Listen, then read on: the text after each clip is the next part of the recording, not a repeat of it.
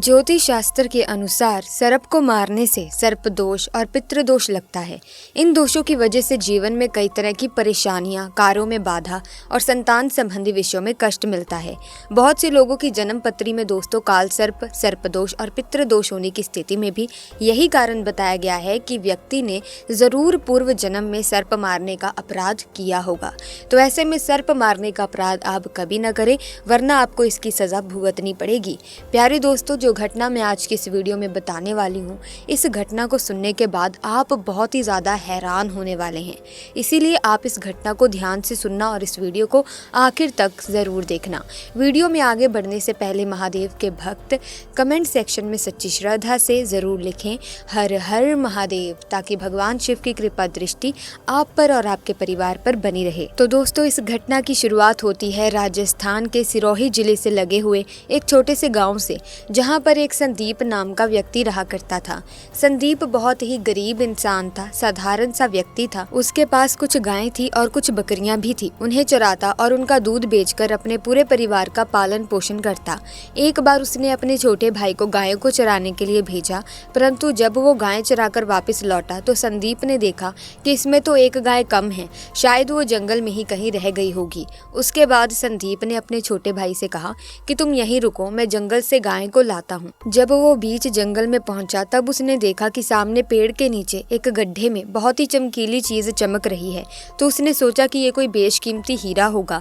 उसने नीचे से लकड़ी उठाई और उस लकड़ी से उस चमकीली चीज को हिलाने लगा, परंतु उसको बिल्कुल भी इस बात का अंदाजा नहीं था कि वो चमकीली चीज इच्छाधारी नागिन की नागमणि थी। उसकी लकड़ी से थोड़ा हिलाने के बावजूद जब वो चमकीली चीज बाहर नहीं आई तो उसने 2-4 बार लकड़ी से उस पर वार कर दिया, जिससे वहां मौजूद इच्छाधारी नाग के सर पर चोट लग गई और वो वहीं उसी समय मर गया।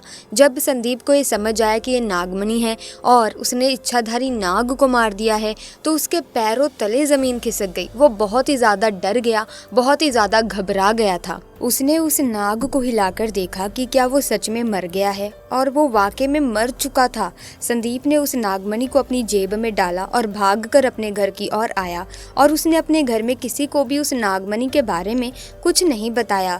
फिर उसने नागमणि को अपने हाथ में लिया और एक इच्छा जाहिर की कि जो मेरी गाय जंगल में खो गई है वो तुरंत ही वापस आ जाए, और अगले ही पल वो गाय उसके दरवाजे पर आ चुकी थी। ऐसे में संदीप बड़ा ही खुश हो रहा था, मानो जैसे उसकी जिंदगी पूरी तरह से बदल चुकी हो। वो सब कुछ पा लेगा जो पाना चाहता है। परंतु दूसरी ओर इच्छाधारी नागिन ने नाग को मरा हुआ देखा तो वो गुस्से में आग बबूला हो गई। उसने अपने नाग की आंखों में उस कातिल का चेहरा भी देख लिया था। दरअसल संदीप ने बहुत बड़ी गलती कर दी थी कि इच्छाधारी नाग को वहां पर जलाया नहीं, उसे ऐसे ही वहां पर छोड़कर आ गया था, और उसकी अब यही गलती वजह बनने वाली थी उसकी बहुत बड़ी बर्बादी की। धीरे धीरे संदीप ने नागमणि की सहायता से सारे सुखों को हासिल कर लिया और बड़े ही ऐशो आराम से अपनी जिंदगी जीने लगा।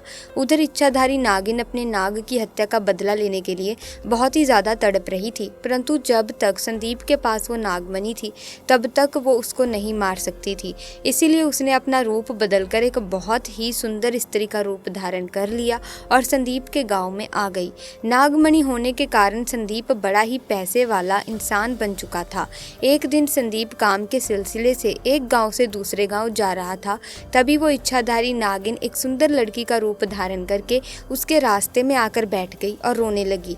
जब संदीप ने उससे रोने का कारण पूछा तो स्त्री के भेष में नागिन ने बताया कि मेरा नाम आरुषि है, मैं अपने पति के साथ पासी के गांव में रहती हूँ, परंतु कल रात वो किसी अन्य स्त्री के साथ शादी करके आ गया और मुझे मार पीट कर घर से बाहर निकाल दिया।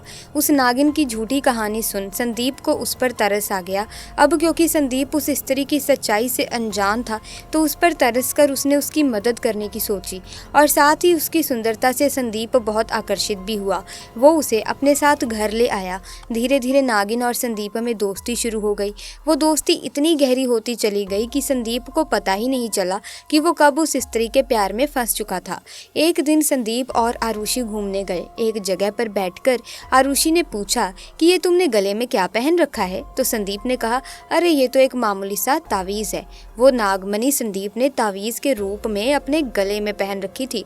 फिर उस लड़की ने कहा क्या तुम मुझे इसे थोड़ी देर के लिए दे सकते हो, क्योंकि मुझे इसकी चमक बहुत अच्छी लगी है, मैं इसे पहनना चाहती हूँ। परंतु ये सुनकर संदीप बहुत ही ज़्यादा चिढ़ गया और गुस्से में उस लड़की को बोला कि मैं तुम्हें इसे नहीं दे सकता, इसके अलावा मुझसे जो मांगो वो मैं दे दूंगा। इसके बाद इच्छाधारी उस लड़की ने संदीप से कहा, तुम तो पहले बड़ी बड़ी बातें करते थे, मैं तुम्हारे लिए ये कर सकता हूँ वो कर सकता हूँ, परंतु मैंने एक छोटी सी चमकीली चीज क्या मांग ली, तुम इसे ही मुझे नहीं दे पा रहे हो। इसके बाद संदीप ने कहा, अरे ठीक है, लेकिन कुछ समय पहनकर ही मुझे ये वापस कर देना। और संदीप ने उस चमकीली चीज को गले से निकाल कर उस लड़की के हाथों में दे दिया। और जैसे ही नागमणि इच्छाधारी नागिन के हाथ में आई तो उसका स्वरूप बड़ा ही भयंकर और विशाल हो गया, जिसे देखकर संदीप कांपने लगा और इच्छाधारी नागिन ने उसे डस डस कर मार डाला और अपने नाग की हत्या का पूरा बदला ले लिया। दोस्तों, आप भी ध्यान रखिएगा कि नाग नागिन या किसी जीव जंतु पर वार नहीं करना चाहिए, क्योंकि हमारी छोटी सी गलती का हर्जाना बहुत ही बड़े रूप में हमें भुगतना पड़ सकता है। इसी के साथ दोस्तों, आइए एक और अन्य घटना मैं आपको बताती हूँ, जिसे सुनने के बाद आप गहरी सोच में पड़ने वाले हैं, आप हैरान रह जाएंगे। क्योंकि दोस्तों, तब क्या हुआ जब पुलिस वाले ने बीच सड़क पर मारा नाग को और फिर नागिन ने जो किया उसे देख आपके रोंगटे खड़े हो जाएंगे। दरअसल मनदीप नाम का पुलिसकर्मी बॉर्डर पर अपनी ड्यूटी दे रहा था। यहाँ पर उसे आने जाने वाले वाहनों की चेकिंग करने के लिए तैनात किया गया था। लेकिन मनदीप को क्या पता था कि उसके साथ एक ऐसी घटना घटित हो जाएगी जिसको वो जिंदगी भर नहीं भूल पाएगा। जी हाँ दोस्तों, जहाँ पर मनदीप की ड्यूटी लगी हुई थी वहाँ पर एक घना जंगल था, जिसमें एक नाग नागिन का जोड़ा रहता था। वो अक्सर जंगल से बाहर घूमते हुए लोगों को नजर आते थे, लेकिन इस बात से ही मनदीप अनजान था और वो अपनी ड्यूटी को पूरी शिद्दत से निभा रहा था। अचानक से नाग एक अन्य पुलिस वाले के जूते पर चढ़ गया। उस पुलिस वाले ने डरकर अपने पैर तेजी से झटकाए और वो नाग मनदीप के सीने पर जाकर गिरा। इसके बाद मनदीप ने आनन फानन में उस नाग को नीचे गिरा दिया और पुलिस के डंडे से उसको बेधड़क तब तक मारता रहा जब तक उस नाग ने दम नहीं तोड़ दिया। नागिन दूर से यह मंजर देखकर भागकर वहां से आई और अपना विशाल रूप धारण करके बीच सड़क पर फन फैलाकर बैठ गई। इतने में कोई भागता नागिन ने एक एक करके सभी पुलिसकर्मियों को अपना शिकार बना लिया। मनदीप की नागिन ने बुरी हालत कर दी। उसने उसके हाथों को बुरी तरह से काट लिया और अपने दांतों के निशान छोड़ दिए। जब ये हड़कंप मच रहा था तो आसपास के गांववासी वहां पर आ गए और पुलिसकर्मियों को बचाने की कोशिश करने लगे। इतना ही नहीं, उनमें से एक गांववासी सपेरा था, उसने नागिन को जैसे तैसे काबू किया और बहुत दूर जंगल में छोड़कर आ गया। नागिन का भयानक आतंक देखकर लोगों ने समय रहते ही पुलिसकर्मियों को अस्पताल पहुंचाया और राहत की बात ये रही कि उनमें से एक भी पुलिसकर्मी को अपनी जान गंवानी नहीं पड़ी।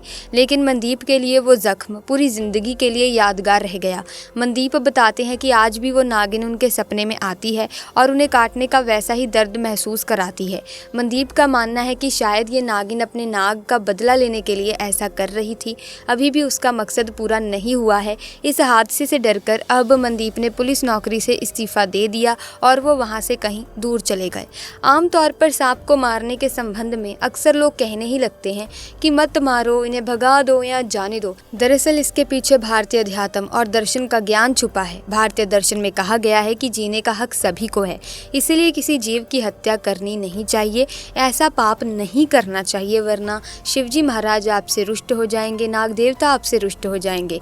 इसीलिए कभी भी सांप या नाग की हत्या ना करें। इसी के साथ वीडियो में बस इतना ही। वीडियो अच्छी लगी तो लाइक करें, शेयर करें, चैनल को सब्सक्राइब करके बेल आइकन को प्रेस कीजिए ताकि नए वीडियोस की अपडेट आपको मिलती रहे। आपका बहुत बहुत धन्यवाद।